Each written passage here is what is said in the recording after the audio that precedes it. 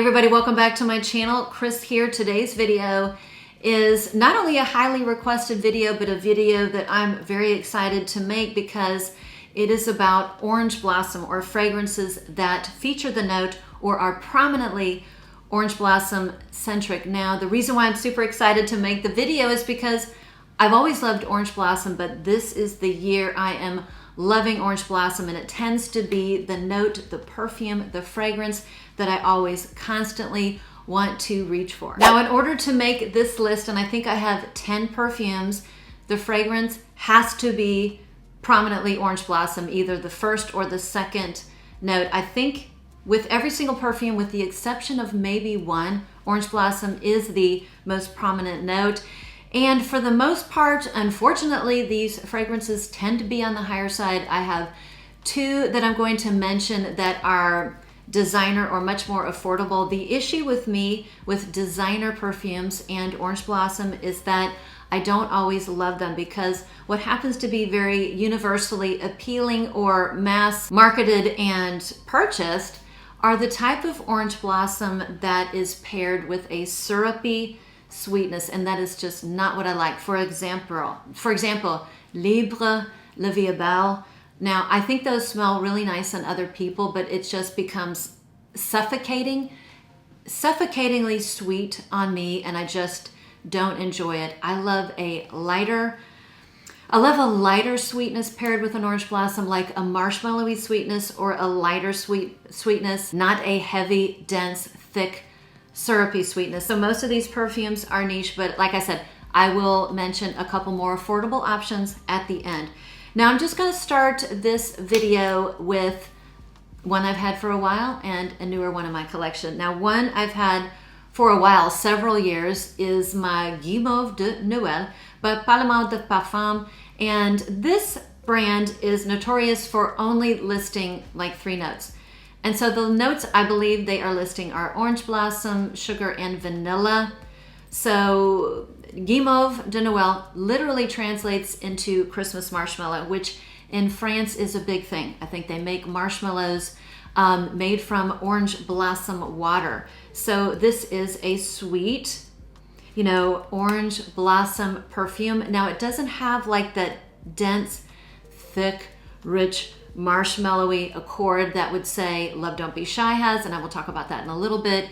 The sweetness is lighter. It's almost like a sugar water sweetness, as opposed to that dense marshmallowy sweetness that I detect in Love Don't Be Shy and Sintra. Those two have a dense marshmallowy accord. This is quite lovely, and even though I think it was meant to be worn in the wintertime, I wear it year round. And my favorite time of the year is to wear it in the warm months. Let me tell you, this thing warms up on the skin and it smells like an orange creamsicle. It's delicious. Every time I wear it, my daughter says, "Mom, you smell so good. You smell like an orange pop or an orange creamsicle." In the wintertime, it wears more lightly, and it just has a different essence. And the floral part of the fragrance comes out a little bit more. It becomes more gourmand and delicious. In the summertime, one of my very favorite, I'm not going to say my very favorite, but one of my very favorite orange blossom perfumes right now is one that is newer to my collection. Now, I smelled it years ago. I got a travel size, fell head over heels in love, and it seemed like every time I went to go buy it, it was sold out. And I can see why. To me, this is an orange blossom masterpiece, and I just recently mentioned it in my fragrance obsession video because I'm completely obsessed with this beauty. It is Solar Blossom, an utter orange blossom masterpiece. Now, like I've said before, is this going to take you on a ride? Is this super complex? Is it complicated? Does it have a crazy opening and a different dry down? No. The beauty in this is how it is executed. It is just it's perfection to my nose. Now, this is an orange blossom vanilla perfume that is nowhere close to Love Don't Be Shy. Love Don't Be Shy is super, super sweet, and in my opinion, a little bit too thick, marshmallowy sweet. It has a cloyingness, particularly in the heat. This vanilla is so light and delicate. It's almost like, like a light honeyed sweetness, a very, very light, delicate, puffy, soft, light vanilla. maybe even a marshmallow. Like the lightest, low-calorie, soft, puffy marshmallow you can imagine with a beautiful, realistic orange blossom. This does have a little bit either neroli or perdizione in the beginning, which gives it just a little touch of greenness, very slight, and it has a beautiful, delicate, very detectable jasmine in the dry down, and everything combined is just utter gorgeousness. I love it, and it just has really, really good lasting power. Okay, the next two are some Gourmand orange blossoms. Now, of course, I could not make this video without at least mentioning Love Don't Be Shy. Now, I don't have a full bottle, and I'll tell you in a minute why I do not have a full bottle. I have the nice travel spray. The reason I don't have a full bottle of Love Don't Be Shy by Kilian is that it's too sweet. Yes, for this gourmand lover here, it's just too sweet, and I find that marshmallowy sweetness to be overbearing, particularly in the heat. This is like you took a bag of marshmallows and you melted them down so they're very condensed, they're dense, and it's very sticky. And then you added, you added orange blossom to the fragrance. So it's super sweet, sticky, marshmallowy orange blossom. And one that comes close that I prefer much more, and it's way easier on the pocketbook, is called Perdizione by Nobile 1942. Yeah, 1942. I have a couple in this line that I really enjoy. Now this is kind of the perfect middle of the road between Love Don't Be Shy and Sintra. Now Sintra is sweet and it has a marshmallowy sweetness, but it has a very heavy greenness, either to neroli or perdizione. So it's very, very green in the opening, which I don't mind. But that counterbalances the fairly heavy marshmallowy sweetness in there. And I do enjoy that. And I go back and forth about getting the bottle, which I do not need because I have Perdizione, which has a little bit of that greenness, whether it's neroli, perdizione, or both. It's in here a little bit in the beginning, and it does have a vanillic sweetness. It's not a marshmallowy sweetness. It's sweet, but it doesn't quite go to the point of being sticky sweet like Love Don't Be Shy. So to me, this is a gourmand orange blossom, and it smells like, in the dry down, it almost has a lemony nuance. So to me, it smells like a lemon meringue pie with the meringue, and somewhere in that pie, you added orange blossom water. So it's just absolutely beautiful. I want to say I got this at Fragrance Net, and of course I will link everything below. And at the time when I bought it, it was right around $100. So much easier to take with regards to scent profile, not quite as sticky sweet, but still sweet, and easier on the pocketbook. Okay, the next two are both new or new-ish to my collection. I purchased them. I got them both in the year of 2024.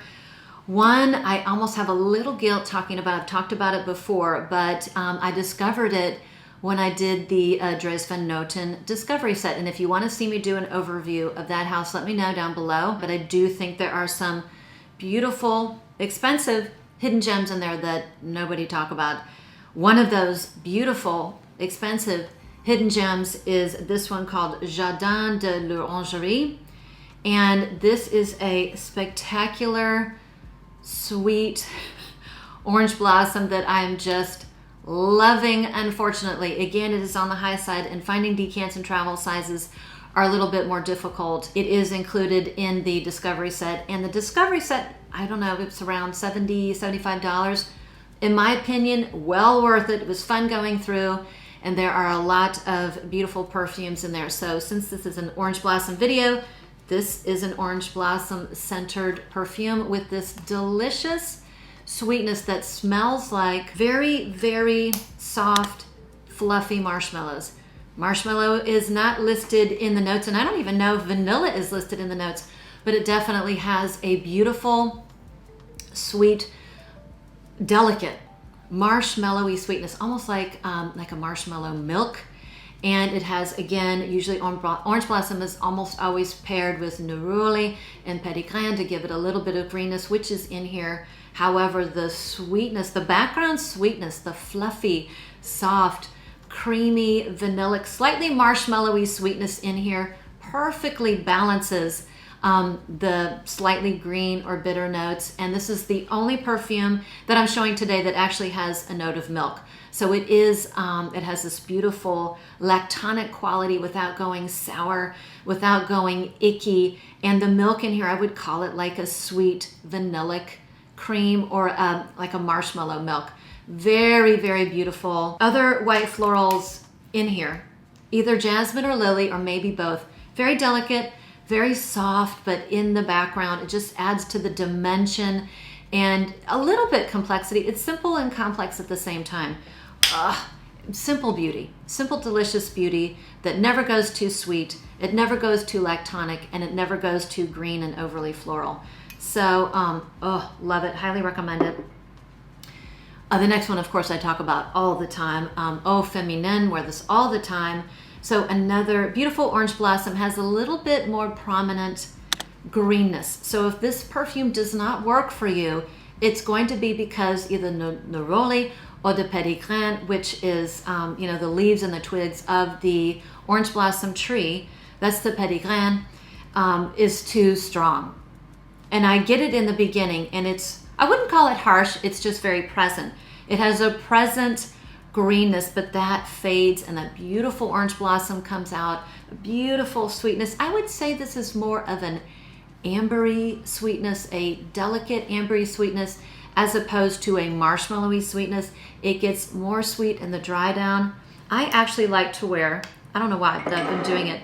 I wear these two together, not layered on top of one another. I'll wear one on one arm and one on the other arm, particularly when I'm going somewhere fancy. I went to a really nice outdoor wedding at the Pavilion of the World's Fair. I live in St. Louis. It was an outdoor wedding. I wore these two one on one arm, and it was just so perfect and magical. It was sunny and sunshiny.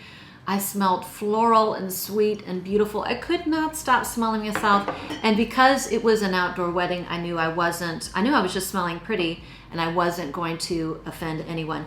From my experience, I get, actually this one lasts a little bit longer than Eau Féminine, but I get at least 5-6 hours. Okay, I've got a couple of Canton or Quentin Biche creations here that feature the note of orange blossom. I've mentioned this one time. Now this is called So Ma Peau by Dries Van Noten. Now this particular perfume was not included in the discovery set from the brand, but if you order a full bottle from the site from Dries Van Noten, you can pick 2 free samples. This is one of the free samples that I chose, and I absolutely love it. It is the Eau de Toilette concentration, whereas this is an Eau de Parfum. So, and it comes in a much bigger bottle. This is like 7 ounces, so 200 ml. It's ginormous, and it's more affordable than the Eau de Parfum. It does wear on the lighter side, but this is a gorgeous orange blossom, vanilla, vetiver fragrance. It is so well done. Now it has, the vetiver has a dryness and it has an earthy grassiness to it, not green, but more like a dry, almost like those baskets, those hand woven baskets that you buy at fairs or from a little boutique gift shop. It has that dry, brownish, grassy smell. That vetiver is in here. However, it is, it's enveloped in a beautiful vanilla that's not overly gourmand, and a beautiful, delicate orange blossom. There is something so beautiful. It is a smooth perfume. Has some delicate citruses in the top. I'm gonna guess bergamot, because bergamot is in almost everything, but it's not squeaky clean, and it's certainly not anything for those of you who do not like citrusy fragrances. It's just blended ever so nicely, and it goes together. Absolutely delicious. This is kind of like an easy reach orange blossom fragrance, and the only negative, excuse me, Fresca. The only negative is that it wears lightly, so it's not going to last you the full day. I don't care. This will get me like 4 hours, and it's just beautiful. The other Quentin Biche creation, or he co-created it with another perfumer, and I'm blanking on the name, is Liquide. Now, Liquide is the only perfume in the list that I'm showing today that I really wouldn't wear in the heat of the summer. This one is a very golden fragrance. It does smell like the bottle, but I prefer to wear this any other time of the year other than the peak of summer. I just do not feel that I would enjoy it as much. It is a warmer perfume. It has warmer notes. It has coriander, a little bit of carrot seed, so you've got a little bit of the earthy spiciness, and it has saffron. And that saffron has a little bit of that leathery facet or that little leathery tone, which gives it a warmth and kind of a nice musk in the dry down. The musk is the same musk that you smell, or that I smell, in Rosenda number 5, but it's that perfume, it's way, way too harsh. This would be a Rosenda number 5 musk, really toned down. So a warm, golden orange blossom with some lovely earthy spices, a little bit of saffron, some, nicely blended citruses, and I want to say just a hint of aldehydes Aldehydes usually completely overtake a fragrance. They do not hear it. They're way in the background. So delicious, and I will start to wear this maybe when the weather just starts to change. So maybe September.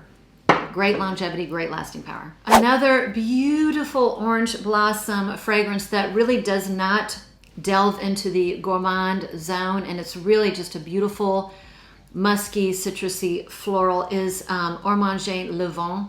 This is absolutely stunning, stunning, stunning. And even though it is orange blossom centric, it's mainly orange blossom. It has these other notes that just blend so perfectly. So it's got some lovely citruses. I want to say like tangerine.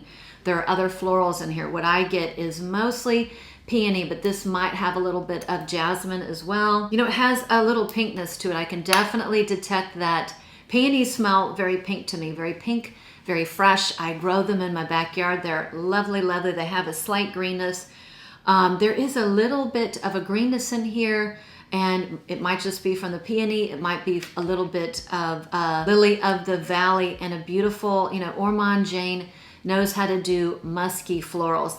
That house just does musky florals to perfection, and a soft, maybe a cedar base, a very soft base. So you get more of the musk in the dry down, you get more of a slight woodiness, but it's just a beautiful orange blossom floral peony perfume with a little dash of some lovely, slightly sweet citruses, but never goes into the gourmand zone. Ormonde Jayne does not do gourmands, and that's not a bad thing. They do what they do very, very well. So, oh yeah, I'm going to mention 2 more. One really affordable one. I just have this cute little vial, I guess it would be, is by Zara, and it's Amalfi Sunshine or Sunray. Amalfi Sunray, a very squeaky clean, almost aldehydic. Excuse me.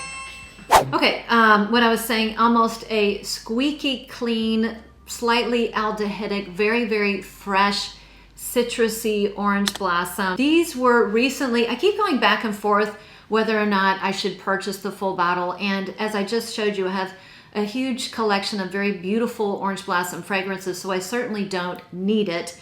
They did repackage the perfumes. I do love the repackaging. I've always liked their packaging. It's just very minimalistic and simple, and I enjoy that type of packaging.